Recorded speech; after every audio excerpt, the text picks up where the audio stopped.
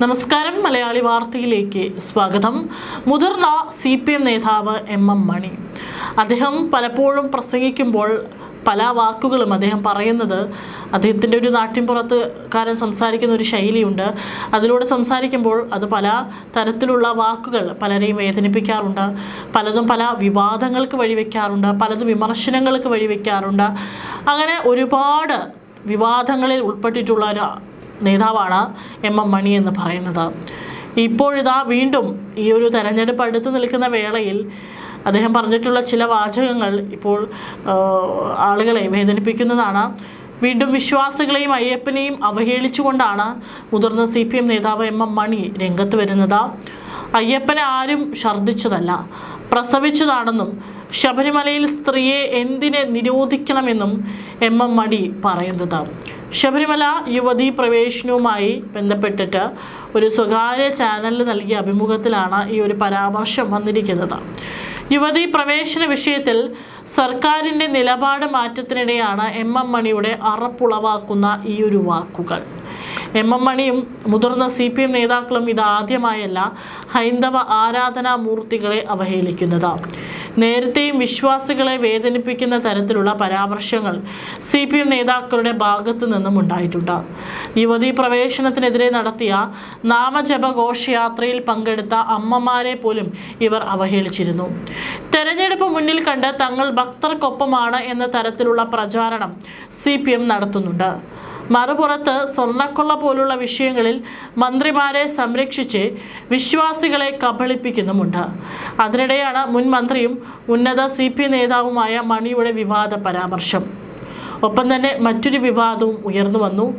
നെടുങ്കണ്ടത്തെ പൊതുവേദിയിൽ ഒരു യുവനേതാവിനെ പരസ്യമായി ശകാരിച്ച MM മണി MLA നടപടിയിൽ CPM സംസ്ഥാന നേതൃത്വത്തിനും കടുത്ത അമർഷമുണ്ട്. മുതിർന്ന നേതാവ് തുടർച്ചയായി അതിരുവിടുന്നത് പാർട്ടിക്ക് നാണക്കേടുണ്ടാക്കുന്നു എന്ന വിലയിരുത്തലിനെ തുടർന്ന് മണിയോട് വാക്കുകൾ സൂക്ഷിക്കണമെന്ന് നിർദ്ദേശിക്കാൻ നേതൃത്വം തീരുമാനിച്ചു എന്നുള്ള റിപ്പോർട്ടുകളും പുറത്തു വരുന്നുണ്ട്. വരാനിരിക്കുന്ന നിയമസഭാ തെരഞ്ഞെടുപ്പിൽ മണിയുടെ ഇത്തരം പ്രസ്താവനകൾ തിരിച്ചടിയാകുമെന്നാണ് പാർട്ടിയുടെ കണക്കുകൂട്ടൽ. ജില്ലാ ലൈബ്രറി കൗൺസിൽ സംഘടിപ്പിച്ച സെമിനാറിൽ ഉദ്ഘാടകനായി എത്തിയതായിരുന്നു MM മണി. പ്രസംഗം നീണ്ടുപോവുകയും സദസ്സിൽ നിന്ന് ആളുകൾ എഴുന്നേറ്റ് പോകാൻ തുടങ്ങുകയും ചെയ്തതോടെയാണ് DYFI സംസ്ഥാന സെക്രട്ടേറിയറ്റ് അംഗവും ലൈബ്രറി കൗൺസിൽ ജില്ലാ സെക്രട്ടറിയുമായ രമേശ് കൃഷ്ണൻ സമയം ഓർമ്മിപ്പിച്ച് കുറിപ്പ് നൽകിയത്.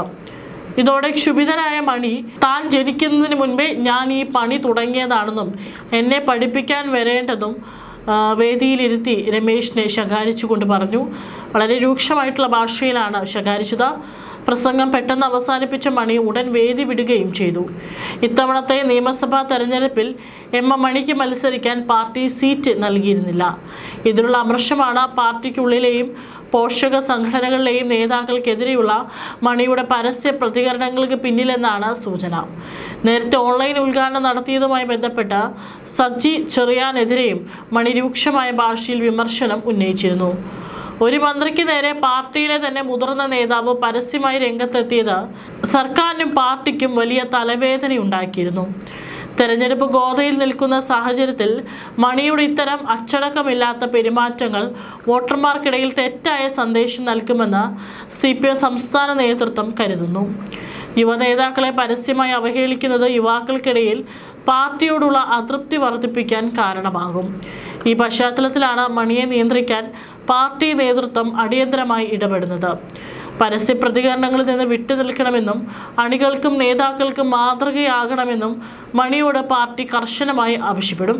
അല്ലാത്തപക്ഷം തെരഞ്ഞെടുപ്പ് ഫലത്തെ ഇത് ബാധിക്കുമെന്ന ഗൗരവകരമായ മുന്നറിയിപ്പും നൽകിയേക്കും. കാരണം ഇന്നലെ തെരഞ്ഞെടുപ്പ് തീയതി പ്രഖ്യാപിച്ചു.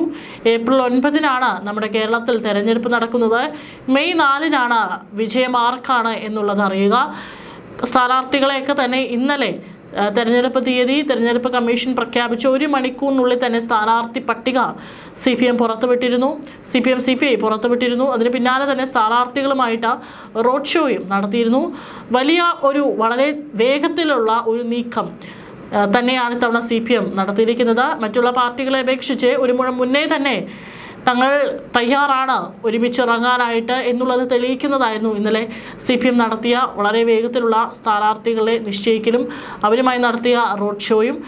ആ ഒരു സാഹചര്യത്തിൽ ഇനി അങ്ങോട്ടുള്ള ദിവസങ്ങൾ വളരെ വിരലിൽ എണ്ണാവുന്ന ദിവസങ്ങൾ മാത്രമാണ് തെരഞ്ഞെടുപ്പിനുള്ളത്.